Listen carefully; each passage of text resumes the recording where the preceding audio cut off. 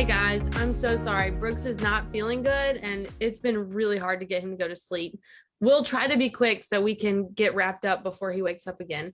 Chloe, what's on our agenda for today?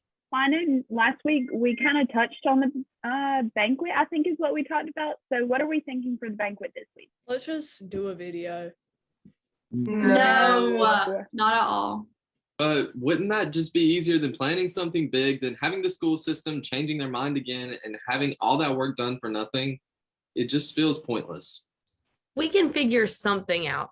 Our chapter's had some sort of banquet for the past 50 years. We can do this. Are there any ideas for something other than a video? Ooh, what if we did banquet boxes? We could have like a live banquet and stream it on Facebook live and then actually mail everyone their awards. Yeah, and we could put some FFA swag in there too, and even some items for that community service project we were talking about. Oh yeah, what was that again? Come on, Casey, don't you remember? We're deciding to do the Seize the Awkward campaign because the increasing amount of mental health concerns caused by COVID. We're supporting the American Foundation for Suicide Prevention. Oh yeah, but what can we do right now anyway? Casey, have you not been paying attention? You were supposed to be checking in with your peer group. You know, the FFA members we all said we would reach out to and make contact with at least twice a week. Well, yeah, but that doesn't have to do with suicide prevention. We don't talk about anything like that. And to be honest, I don't really feel comfortable talking about people killing themselves.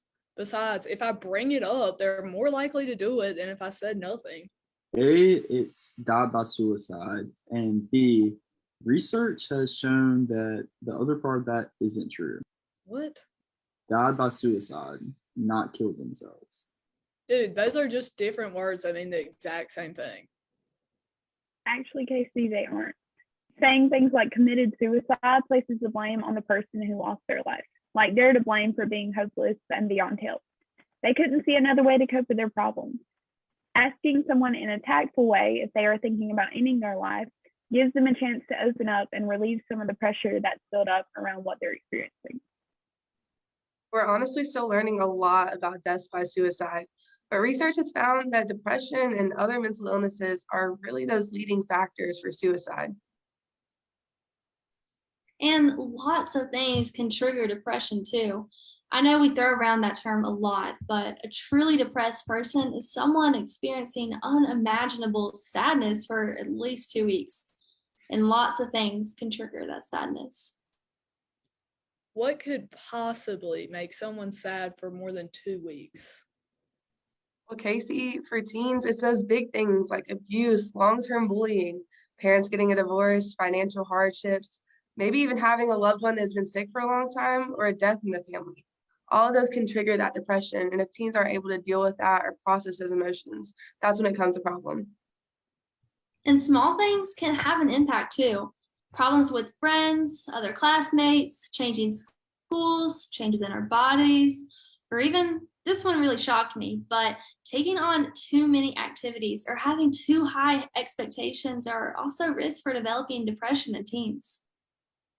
So just checking on people is supposed to fix this. I'm not a therapist. I can't solve their problems. And no one expects you to solve their problems. But having a friend to talk to is just one of the many ways to cope with all that stress that they're dealing with. Sharing your problems can make them feel not so heavy. If you have someone who listens in order to understand and doing it without judging you. And it's not about sympathy or feeling bad for someone. It's about empathy and support, letting them know that you understand they're having a hard time, but that they can get through it. You know, there's a lot of members in our chapter that could use this support. But guys, feeling lonely or stressed, that's not a new problem, and it's not going to fade away as we get a better handle on COVID-19. What are some things that made us feel isolated before COVID?